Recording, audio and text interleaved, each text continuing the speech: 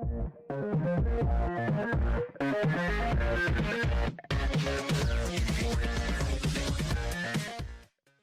point na tong video is titignan natin kung gaano kahirap or dali ba palitan ng sariling brake fluid. Puro hangin siya. Ito yung brake fluid.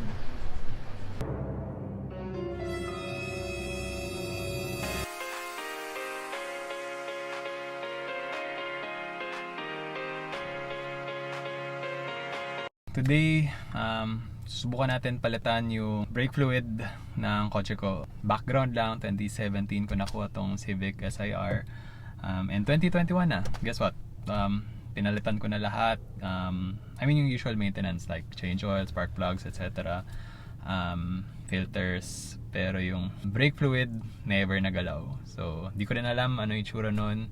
Like, may itim na ba siya? I mean, wala rin ako idea ano ba talagang kulay ng bagong brake fluid. So, pupunta tayo sa kaibigan ko, kay Emil. Check out natin kung paano siya ginagawa. Ginawa na niya before. Ako parang, I mean, may idea naman ako how to do it, pero yun lang din. Wala rin akong tools.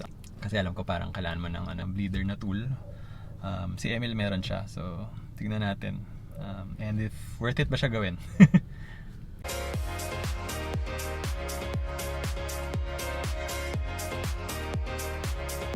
So about lang din sa brake fluid na gamit natin. Nabibili ito sa Shell. Brand niya Reco Shell. .3 500 ml. So ang kinuha ko, tatlong bote nito. So 500 ml times 3. So 1.5 liters. Okay, so i-check natin yung status ng brake fluid. Tignan natin kung for replacement na nga ba siya talaga. Kasi actually hindi ko rin maalala when last na-replace. So black. Kailangan na talaga siya palitan.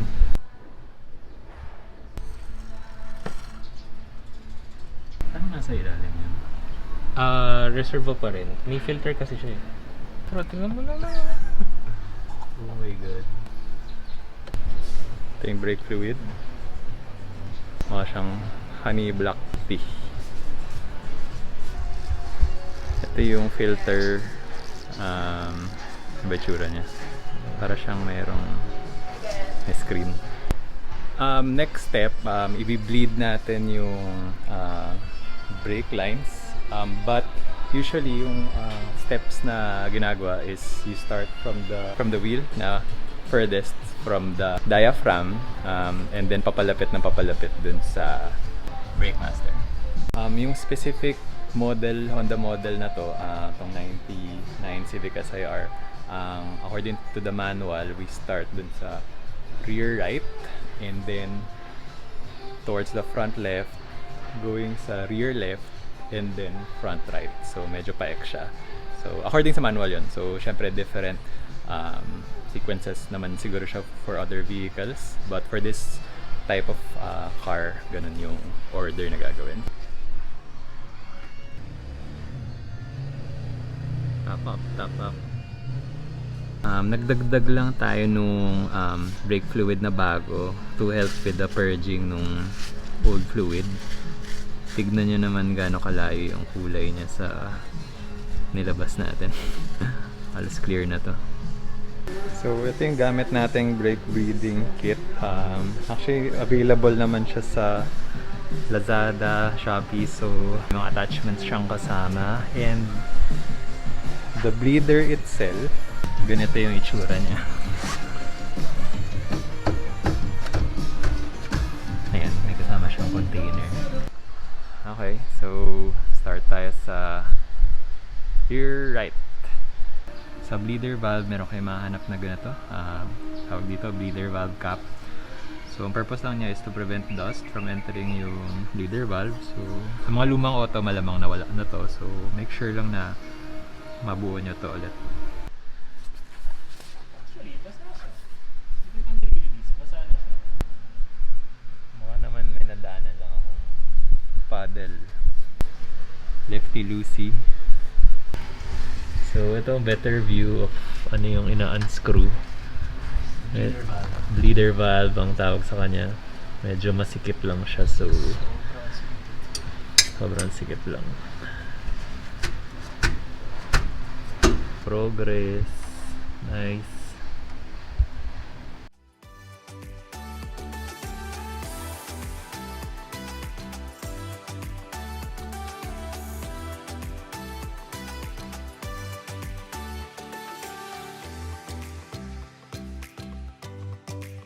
Yun. So habang kinukuha yung fluid dyan, we have to check lang dun sa harap if may fluid pa, kasi if naubusan to, syempre papasok ulit yung hangin, and then may hangin na naman tayo sa wires, I mean sa hoses. So okay pa to, Ems? Meron pa?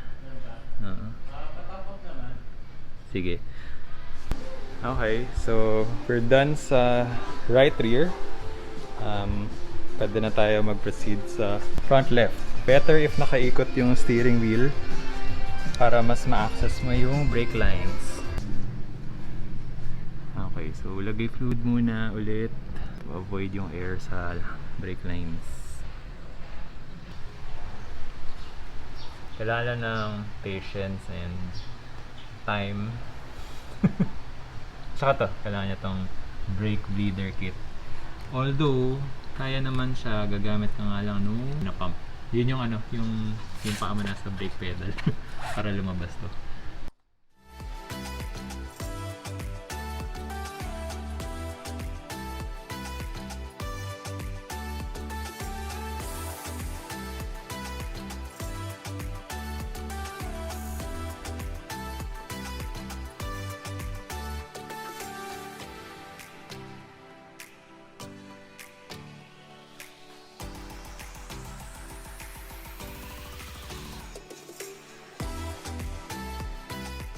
So, done! Last wheel. And once nakita nyo na yung clear brake fluid na yung lumalabas dito, okay na yun. Last checks lang. When driving, siguro observe nyo lang yung level ng brake fluid, and pakiramdaman nyo rin yung mga bleeder valve if may lumalabas doon. But yeah, success!